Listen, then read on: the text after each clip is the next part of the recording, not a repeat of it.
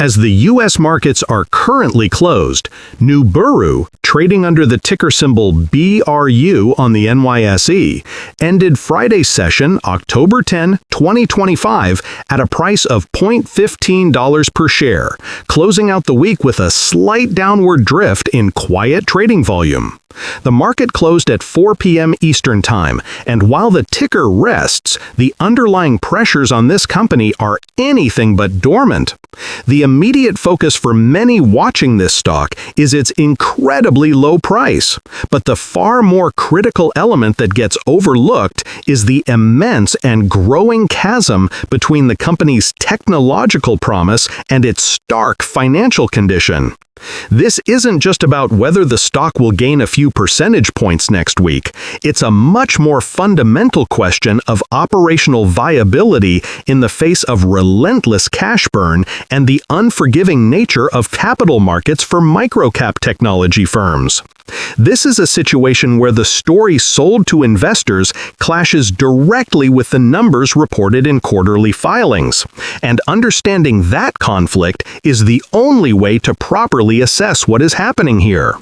The prevailing narrative, the expectation that has kept a base of investors holding on, is built on a very logical and appealing foundation. Nuburu designs and manufactures high-power blue laser technology. This isn't just a novelty, it has a specific, high-value industrial application. Traditional infrared lasers struggle to weld reflective metals like copper because much of the laser's energy is reflected away rather than absorbed. Blue laser light, due to its shorter wavelength, is absorbed far more effectively by copper. In a world rapidly shifting towards electrification, from electric vehicles to consumer electronics, the ability to efficiently and perfectly weld copper is a critical manufacturing process. Think about the thousands of welds inside an EV battery pack. The expectation, therefore, is that Nuburu holds a key to unlocking manufacturing efficiencies for some of the world's largest and fastest-growing industries. It's pitched as a classic picks and shovels play. You don't have to bet on which EV company will win when you can bet on a core technology they will all supposedly need. This makes it an interesting proposition for those engaged in online investment looking for asymmetric bets that seem disconnected from the performance of giants like Tesla stock or even Apple stock, which is also a massive user of advanced manufacturing. However, the reality of Nuburu's situation is a brutal counterpoint to this clean and simple story. A look at the stock chart since its debut via a SPAC merger presents a devastating picture of value destruction. The reality is that possessing a compelling technology is only the first and perhaps even the easiest step. The subsequent steps, scaling production, managing a global supply chain, building a robust sales channel, and, most importantly, financing the entire operation until it becomes self-sustaining, are where the real challenges lie. Nuburu is deeply enmeshed in this difficult second phase. Recent price action reflects this struggle. The stock has been trading in a tight, low-priced range, often on thin volume, which suggests a lack of significant institutional interest. When volume does spike, it is frequently tied to news about financing activities, such as registered direct offerings or warrants, rather than fundamental business wins. These financing events are a double-edged sword. While they provide necessary cash to keep the lights on, they are often done at a discount to the market and result in significant dilution for existing shareholders, putting constant downward pressure on the stock price. This is a dynamic that many retail investors using a platform like the Robinhood app might not fully appreciate. They see a low price and think it's cheap, without dissecting the shareholder dilution that is making it cheap. A professional trader using the advanced tools of interactive brokers would instead be analyzing the terms of these offerings, calculating the updated share count, and assessing how much longer the new cash infusion will last given the company's burn rate. The institutional activity, or lack thereof, is telling. While you might find some specialized venture-style funds in the cap table, Nuburu does not enjoy the broad institutional sponsorship that provides stability to larger companies. You won't find it as a top holding in broad market Fidelity ETFs or actively managed Fidelity mutual funds.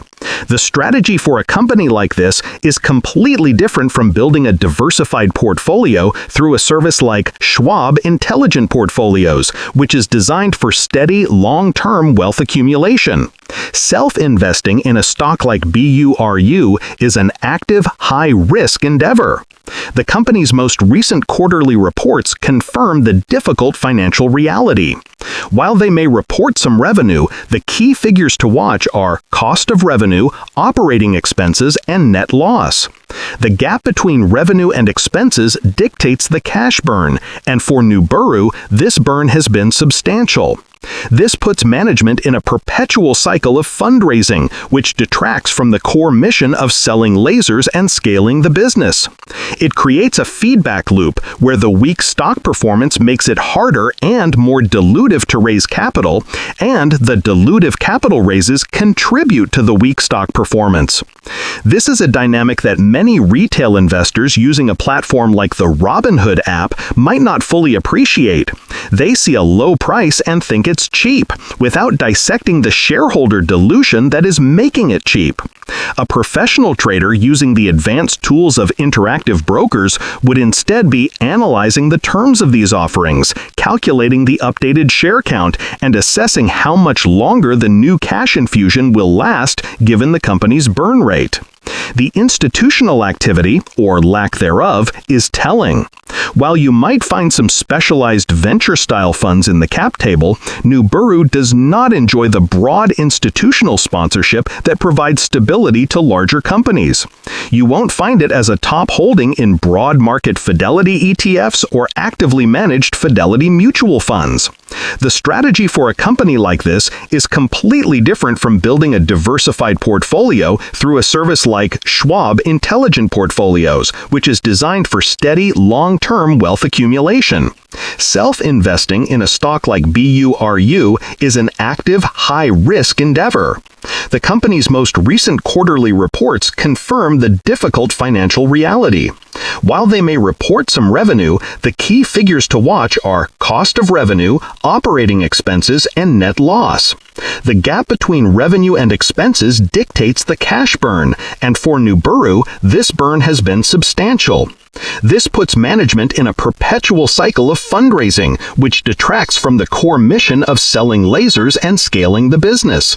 It creates a feedback loop where the weak stock performance makes it harder and more dilutive to raise capital, and the dilutive capital raises contribute to the weak stock performance.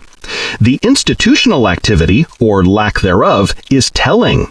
While you might find some specialized venture-style funds in the cap table, Nuburu does not enjoy the broad institutional sponsorship that provides stability to larger companies. You won't find it as a top holding in broad market Fidelity ETFs or actively managed Fidelity mutual funds. The strategy for a company like this is completely different from building a diversified portfolio through a service like Schwab Intelligent Portfolios, which is designed for steady, long-term wealth accumulation.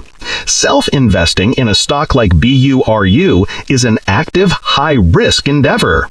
The company's most recent quarterly reports confirm the difficult financial reality. While they may report some revenue, the key figures to watch are cost of revenue, operating expenses, and net loss. The gap between revenue and expenses dictates the cash burn, and for Nuburu, this burn has been substantial. This puts management in a perpetual cycle of fundraising, which detracts from the core mission of selling lasers and scaling the business. It creates a feedback loop where the weak stock performance makes it harder and more dilutive to raise capital, and the dilutive capital raises contribute to the weak stock performance. The institutional activity, or lack thereof, is telling. While you might find some specialized venture-style funds in the cap table, Nuburu does not enjoy the broad institutional sponsorship that provides stability to larger companies. You won't find it as a top holding in broad market Fidelity ETFs or actively managed Fidelity mutual funds. The strategy for a company like this is completely different from building a diversified portfolio through a service like Schwab Intelligent Portfolios, which is designed for steady, long-term wealth accumulation. Self-investing in a stock like BURU is an active, high-risk endeavor. The company's most recent quarterly reports confirm the difficult financial reality.